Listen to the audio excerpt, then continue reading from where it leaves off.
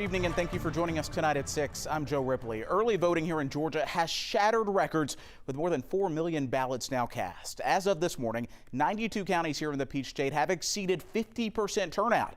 But campaigns are not letting off the gas just yet, hoping to catch still the few undecided voters who are out there. Vice President Kamala Harris urging a crowd in Atlanta today to get out the vote.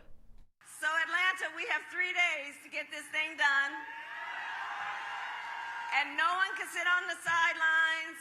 Let's spend the next 3 days knowing that when we look back on these 3 days, we will have no regrets about what we could have done.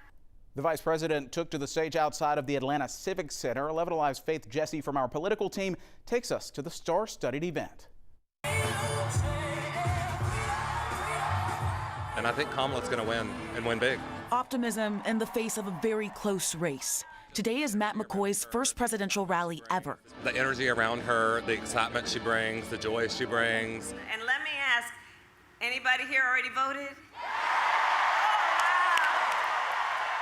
With 3 days until Election Day, Vice President Kamala Harris came back to Georgia for a final push to get out the vote. So I already voted. I voted for Kamala Harris on the first day of early voting. Denise Solari is among the 4 million Georgians casting their votes early. I'm different, yeah, I'm different.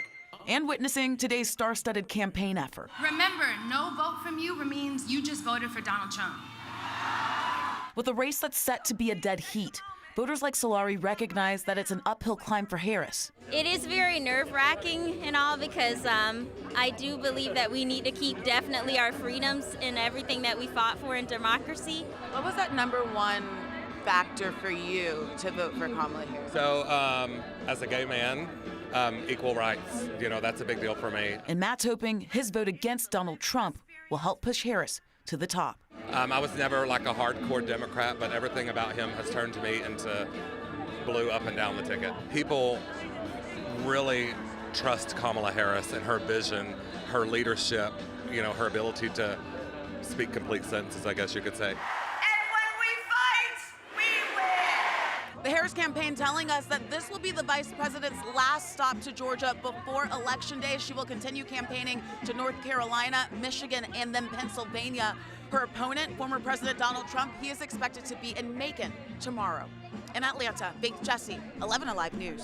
Great reporting out there. Thank you, Faith. Now to the Republican nominee, former President Donald Trump. His team trying to sway women voters with the last push to the polls. As you can see here, his daughter-in-law hosting a stop on the campaign's women's tour here in Atlanta.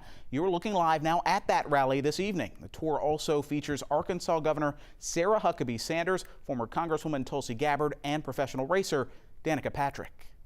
Looking ahead to Sunday now, former President Trump is headed back to Georgia. As Faith mentioned, this visit tomorrow, he will head to Macon and hold a rally at the Atrium Health Amphitheater at 6:30 p.m. Gates open at 2:30.